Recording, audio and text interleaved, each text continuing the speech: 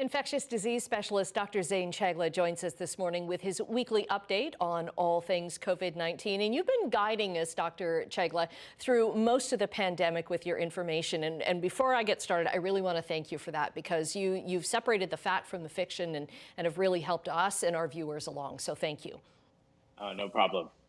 So I wanted to touch on the slowdown of vaccinations in Ontario during the Christmas weekend.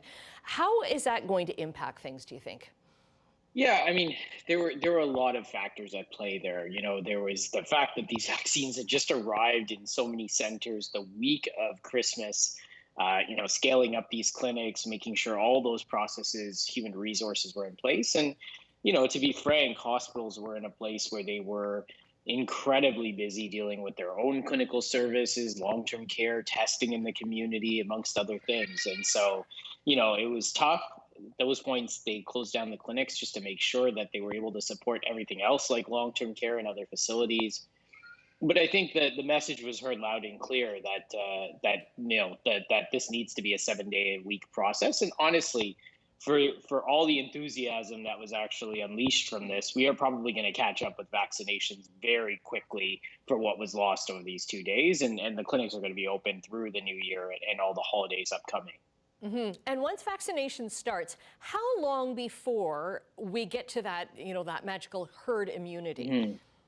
Yeah, so we talk about 70% of the population. Now, there's a lot of things still here. We don't know how effective these vaccines are when they come to real world settings.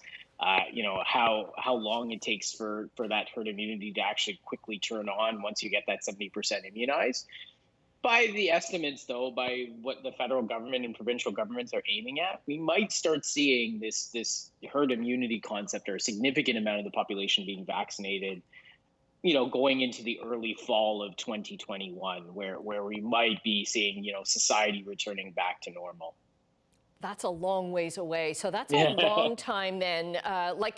Because even though we're in lockdown now, we're still seeing numbers increasing. How long after lockdown, if it is a proper lockdown, if everybody's obeying the rules, how long should that work or take to work? Yeah, I mean, yeah, it's a good point. And, I think, unfortunately, Ontario is such a different place. Like Hamilton responded and had a very different experience than Toronto and Peel. We know from looking in places like Europe, when they instituted fairly hard lockdown measures, Israel, when they instituted fairly hard lockdown measures, within about 4 weeks, they saw cases going down at a fairly high pace. And in fact, we are seeing this in British Columbia and Alberta currently.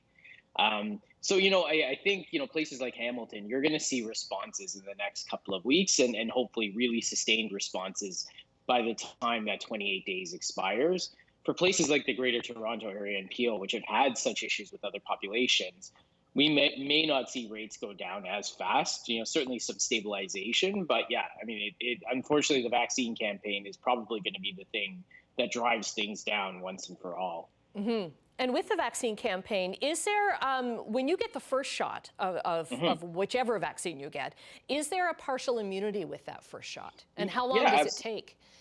Yeah, absolutely. So the trials, both from Moderna and Pfizer, saw at about day 10 to 14, people had less COVID in the arm that got the vaccine than the arm that got the placebo. So, it turns on then. It's not perfect then. You can certainly get COVID day 10, day 14 if you got your vaccine as well.